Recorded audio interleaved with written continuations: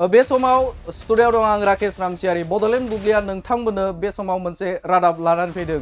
मा जादों बिटिआरनि बिजेपि हानजानि दैदेनगिरि बै दैदेनगिरिफोरा मोननै जायगायाव थामहिनबा सानसेयाव जे मोननै जायगा बे मोननै जायगायाव जाख्ल'नाय आरो बेले बेजे थासारि सोमजिखांदों थामहिनबा सोराङाव फैदों। बे समाव नोंथांमोननो बड'लेण्ड बुब्लिया बे समाव लानानै फैदों जे बिजेपि राजखान्थि हानजानि दैदेनगिरि थामहिनबा बिटिआरनि मावफुं सोद्रोमा अरुप कुमार दे बे अरुप कुमार देनि बेरेखायै मोनसे अजद थिखांदों। बे अजदानो जादों मा सुकानजरा रायजोआरि देहा फाहामसालियाव डक्टर क्वार्टार लुफुंना होजोबैनि थाखाय गोख्रों बिबुंथि रायजो राजाफोरा दं। आरो बेनि अनगायैबो बावैसो सिगाङाव मागुरमारि भिसिडिसि जे मावख' बे मावख'आव गोबां आइजोफोरानो बेवहाय बाहागो लानानै गोबां आइजोफोरानो सोमावसारनाय हाबाफारि बिथांमोना लादों। आरो बे हाबाफारिनि गेजेरजों बिथांमोना फोरमायदों जे न' मोननो गोनां बे न' मोननो गोनांखौ दानना होदों होननानै भिसिडिसिनि मासिगिरि बे भिसिडिसिनि मासिगिरिनियाव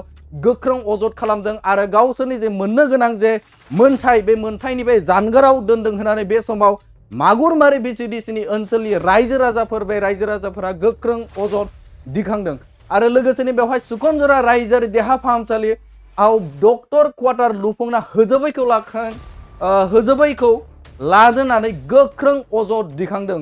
बे सुकनजरा रायजोआरि देहा फाहामसालि बे देहा फाहामसालिखौ थांनाय 2022 मायथाइयावनो बेखौ स्किम महरै थामहिनबा बिटिआरनि जे डिपार्टमेन्ट नैबे हेल्थ डिपार्टमेन्ट बे हेल्थ डिपार्टमेन्टनिफ्राय 20 लाखआव बेखौ लाबोदोंमोन। आरो बेनिनो कन्ट्राक्टरा जादोंमोन सायख' जाथाव नार्जारि। बे सायख' जाथाव नार्जारिया बे नार्जारिया बिथाङा बे 20 लाखनि कन्ट्राक्टखौ बिथाङा लाबोदोंमोन।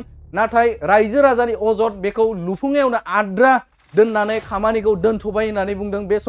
बे समाव रायजो राजाफोरा अजद दिखांदों बे खामानिखौ गोख्रैनो मावनांगौ होननानै बे समाव रायजो राजाफोरा अजद दिखांदों। आरो लोगोसेनो बेवहाय बिथांमोना फोरमायदों बै समाव मावनो गोनांमोन जायनि थाखायनो गोबां रायजो राजाफोरा बेवहाय बे ओनसोलनि रायजो राजाफोरा जानगाराव थानो गोनां जादों। माखासे जिब जुनारफोरनि थामहिनबा मोसौ मैसोफोरनि जे डक्टर गैयिनि थाखाय रायजो राजाफोरा बे समाव गोबांनो बे जेंनायाव गोग्लैदों होननानै बे समाव रायजो राजाफोरा फोरमायनायखौ जों नुनो मोन्दों। सुकनजरा रायजोआरि देहा फाहामसालियाव डक्टर क्वार्टार बे लुफुंनायाव नुनो मोन्दों बेवहाय हाग्राबारि जाजोब्बाय हाग्राबारि जाबाय जेराव 2022 मायथाइयावनो बेखौ बानायनाय जादोंमोन थामहिनबा बेखौ लुफुंनो थाखाय 20 लाखनि कन्ट्राक्टर बिथां सायख'जाथाव नार्जारि बे नार्जारिया लाबोदोंमोन। नाथाय बे सायख'जाथाव नार्जारिया आद्रा दोननानै खामानिखौ मावफुङालासिनो बे समाव आद्रा दोनदों होननानै बे समाव रायजो राजाफोरा अजद दैखांदों। आरो बेखौ थाबैनो लुफुंनायनि थाखाय बे समाव हेल्थ डिपार्टमेन्टनि बिथां मानगोनां मावफुं सोद्रोमा अरुप कुमार देखौ गोख्रोङै बिथांमोना बाथ्रा बुंदों आरो लुफुंना होनो थाखाय बे समाव खावलायदों। नोंथांमोना मिथिगौ बावैसो सिगाङाव जिहेतु बड'लेण्ड बुब्लियानो फोरमायदोंमोन जे मागुरमारि भिसिडिसि बे मागुरमारि भिसिडिसिआव जाख्ल'नाय अजद थामहिनबा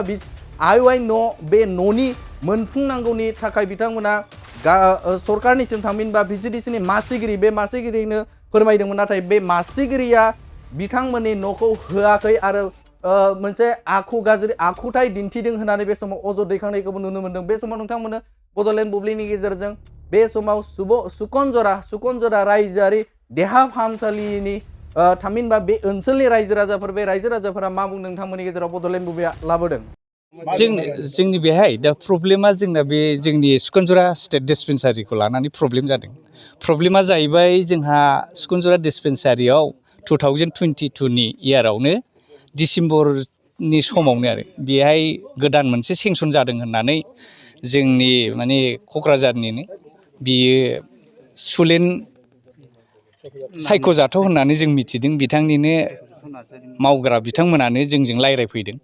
बिनिफ्राय जों मावफैनोसै जोंनि कन्ट्रेक्टर माबा जाबाय सेंसन जाबाय डक्टर क्वार्टार बेखौ जों मावनो नागिरदों नोंथांमोना जोंनो जायगा होदो।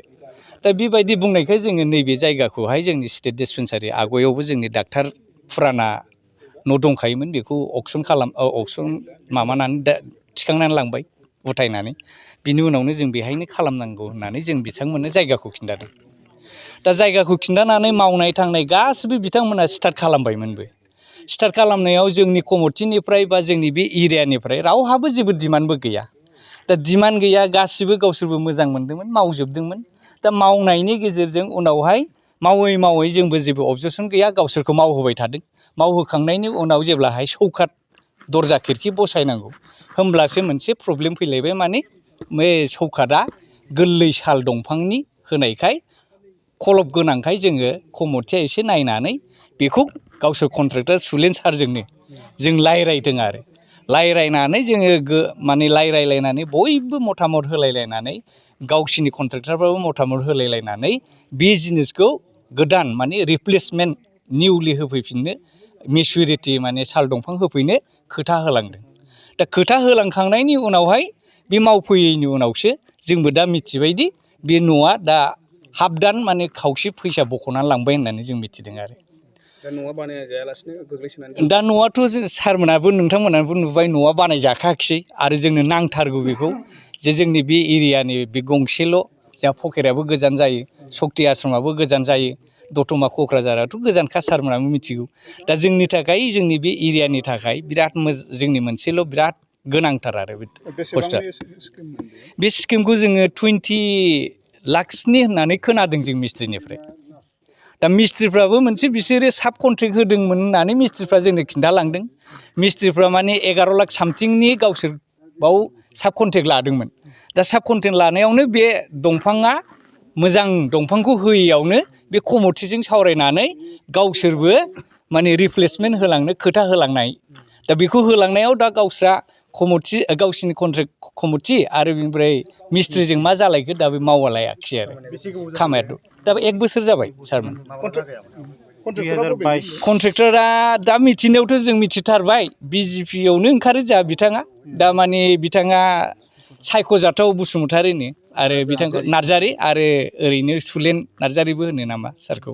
दा बि आरो बिथाङानो दा गावनो फैथारनानै आरो मोनसे खिन्थानो लुगैबावदों आं सारमोननो, जोंहा सिखुनजरा BCDC खौ बावैसोआवसो जोङो एसे आगोलावल' मास मोनसेल' जादों दाबो, बेहायनो बिथाङाबो फैदोंमोन, माने लेंहरफाजादोंमोन आलासि हिसाबै। माने राजिब सारजों फैफानांगौमोन, राजिब सारखौबो लेंहरदोंमोन जों, जोंहा लरेन्स सारखौबो जों लेंहरदोंमोन। लरेन्स सारानो जोंहा बेखेवफैदों। दा बे बेखेवनायावबो बेनो फैफादों। फैफानानै जों जेब्ला बेखौ एसे बे स्टेट डिस्पेन्सारि क्वार्टारखौ, डक्टर क्वार्टारखौ जेब्ला एसे बुङो, गावनो माने बेखौ आं बुंनानै मावफैफिननाय जागोन, जेबो प्रब्लेम गैया जालायलायदों। दा बेबायदि बुंनानैबो दासिमबो जोङो गैया आरो सारमोन। दा नोंथांमोना मा लुबैयो? जोंनोथ' नांथारगौ, नंखायनो जोङो बेखौ जुदि मावाबा जोंबो एसे जों सावरायनानै जों दस्रा जोङो दानि खुंथाइफोरनिफ्राबो जों फोरमायहरनांगौ जों जागोन आरो।